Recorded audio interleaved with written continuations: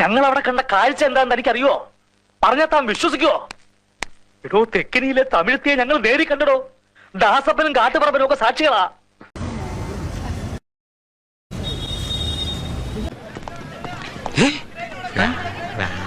ദൈവമേ, ഇതെവിടെ എത്തിയ എന്റെ ആറ്റുകാൽ ഭാസ്കര. അങ്ങനെ ഒരു ദൈവം ഇല്ല. ഇത്തരം സന്ദർഭങ്ങളിൽ ഇല്ലാത്ത ദൈവത്തെ വരെ വിളിച്ചു പോകും. കപ്പയുടെ മോളങ്ങ് കൊയ്യാറായ പാടം പോലെ ആയല്ലോ പിള്ളേ.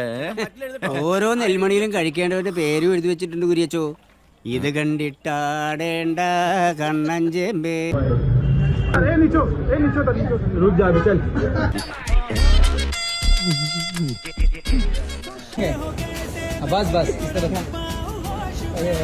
കന്നിമാസത്തിലെ പട്ടികൾ പോലും ഇത്ര ആക്രാന്തം കാണിക്കില്ല.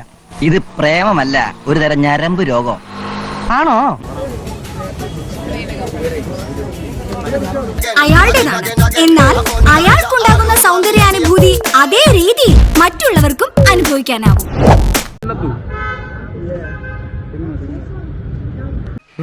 എന്താ കാണിച്ചത്?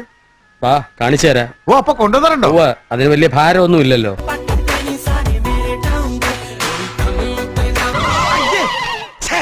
വൃത്തികേട് ആണല്ലോ. നീല നിറത്തില് കേസ് കൊടുക്കണം പിള്ളേച്ചാ. പോലീസ് അന്വേഷിക്കട്ടെ. അതെന്താ ഈ നാട്ടിൽ ക്രമസമാധാനം ഇല്ലാതായോ? എല്ലാത്തിനും പിടിച്ചകത്തിട്ട് ചന്തിക്കിട്ട് 4 പൊട്ടിക്കണം. ഇന്നവർ പിന്നാമ്പറം കാണിച്ചു, നാളെ ഉമ്മറം കാണിച്ചാലോ?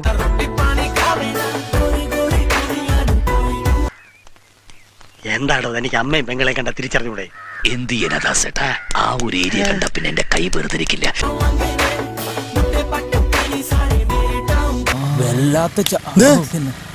ഹറാമിന്റെ നോട്ടം നോക്കുന്ന ഇങ്ങനെ വല്ലതും കണ്ട അസ്തഗ്ഫിറുല്ലാഹ് അങ്ങോട്ട് പറയാം. എന്താ പറയാ? അസ്തഗ്ഫിറുല്ലാഹ്. ആദ്യം കണ്ടപ്പോ ഒന്നും പറയണ്ട. കുളിര് കോരിപ്പോയി. അങ്ങോട്ട് പോവാ. വേണ്ട വേണ്ട, എനിക്ക് നിന്നെ പോലെ ഈ കാര്യത്തിൽ ആക്രാന്തമില്ല. ഇങ്ങനെ കാണുന്നതാണ് എന്റെ ഒരു സുഖം. ലുക്ക്, ഇമാതിരി ഡ്രസ് ഇട്ടുകൊണ്ട് ഓഫീസിൽ വന്നാൽ മറ്റുള്ളവരുടെ കൺട്രോൾ പോകും. എന്നെ പോലെ മറ്റുള്ളവർക്ക് അടക്കി പിടിച്ച് നിയന്ത്രിക്കാൻ പറ്റിയെന്ന് വരില്ല.